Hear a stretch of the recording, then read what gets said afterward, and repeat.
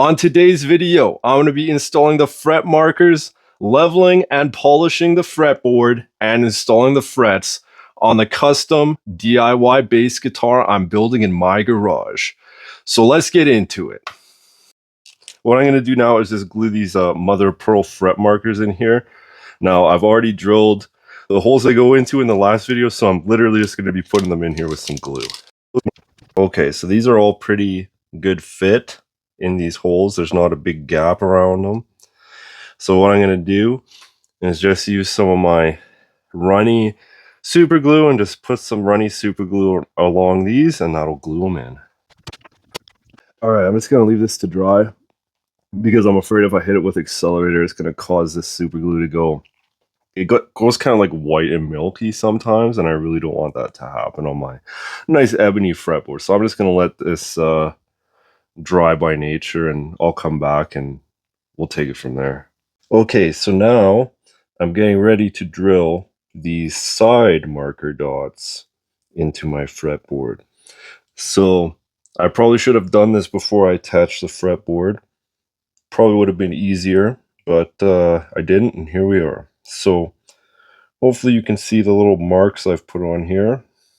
I've got each side mark marked with pencil. So these are the side marker dots. They're 2mm mother of pearl. I've got a corresponding drill bit that's really long enough to reach these from this angle. And what I'm going to do is just go along and just drill all these out, and then I'm going to put the Fretmarkers in, then I'm going to glue them, and that'll be that. So I got those holes drilled in, and that's looking all right, I guess. Now I'm just going to put these in the holes and then drop some glue into them.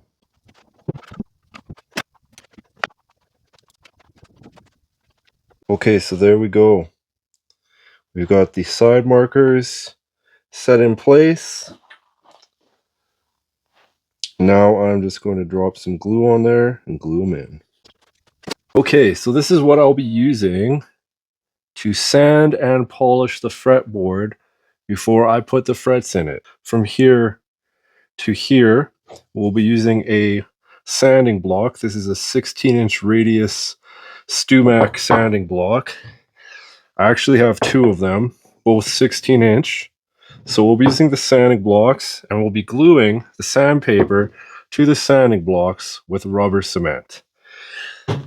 From 2400 to 12,000 grit, the polishing, we will be using micromesh, and the micromesh just has its own little foam kind of sanding block. So we're going to start at 150 grit, then we'll move up to 220 grit, then we'll move up to 320 grit, then we'll move up to 400 grit, then we'll move up to 600 grit, then we'll move up to 1000 grit, then we'll move up to 1500 grit, then we'll move up to 2000 grit.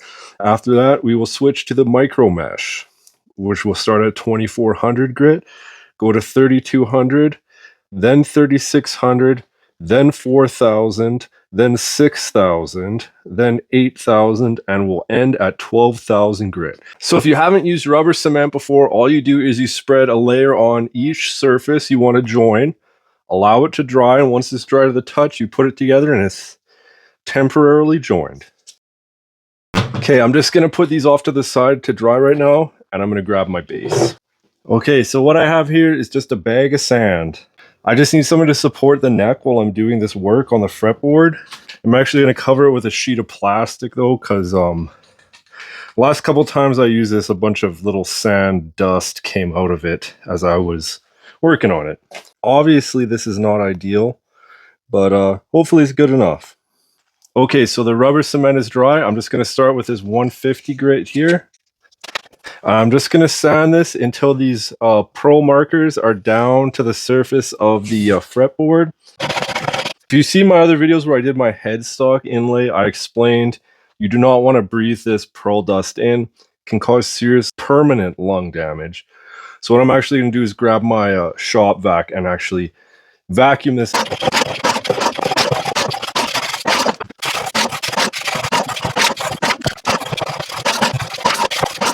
Okay, so I think I'm done sanding it with the 150 grit. I got everything leveled down nicely.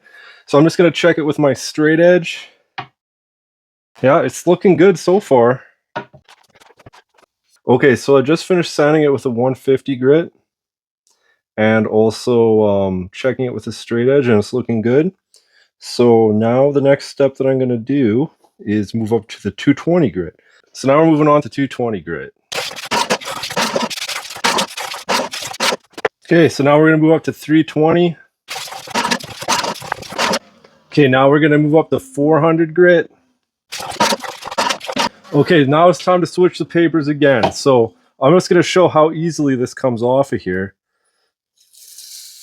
You just peel them off, and then you're left with this residue on here. All you got to do is just rub it with your fingers, and it balls up and comes right off. Okay, so here we go with the 600 grit. Okay, now we're going to move up to 1000 grit.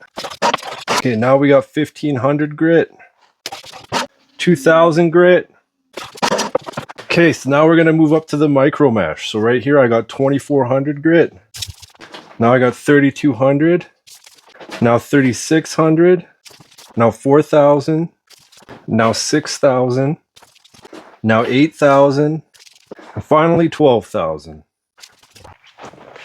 All right, so there we go.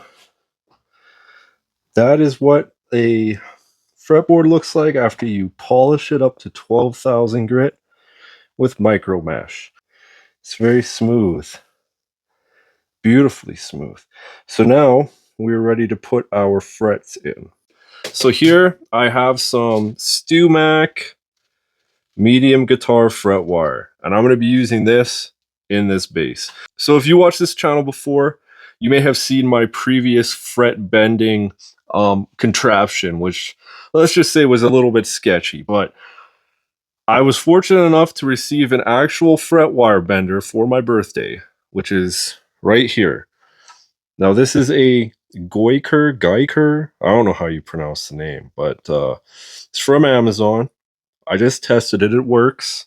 But I'm just going to run another piece of fret wire through here and hopefully get enough bent up that I can get rid of this thing for right now and get it out of my way. Okay, so there we go. I got a couple of pieces of bent fret wire here. Okay, so I got this cool little neck support here, but it's not quite tall enough for what we need. That's okay, because we can always put just a piece of plywood underneath it. That's not even going to support it how we need it. Let's try a thinner piece of plywood underneath here. We'll just do it like this. Okay. What I'm going to do for each fret is I'm going to cut a piece of my fret wire off, roughly the length I need. And then I'm going to take my grandpa's old hammer and then just pound it in. And we're going to move along and do each fret like that.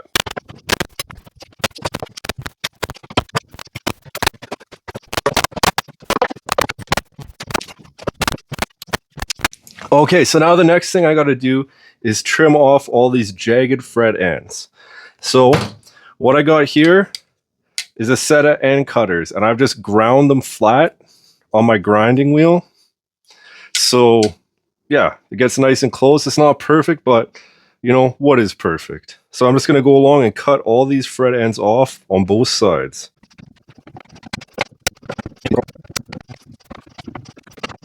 Okay, so now we're all trimmed up. The next thing we got to do is just run a file along the edge of these. So I just got a regular axe file, and I'm just going to file these down smooth with the edge of the fretboard. One thing I am going to do though is protect the face of the body so I don't wreck it. All right, here we go.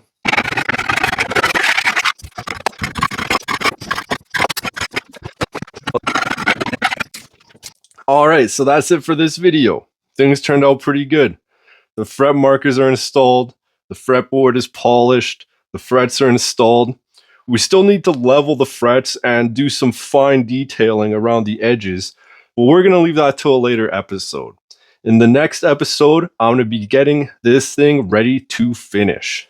That means I'm going to be sanding, filling the grain on the walnut, and yeah, just basically doing everything we need to do before we start finishing this. After that, of course, we will be finishing it, installing the electronics, assembling the rest of the pieces, setting it up, which includes making a nut, making a truss rod cover, and of course, playing it. So if you found that interesting and want to see how this build turns out, make sure to subscribe. And if you're still watching at this point in the video, do me a favor, leave a like or a comment. It really helps out the channel, and I appreciate it. Until next week, talk to you later.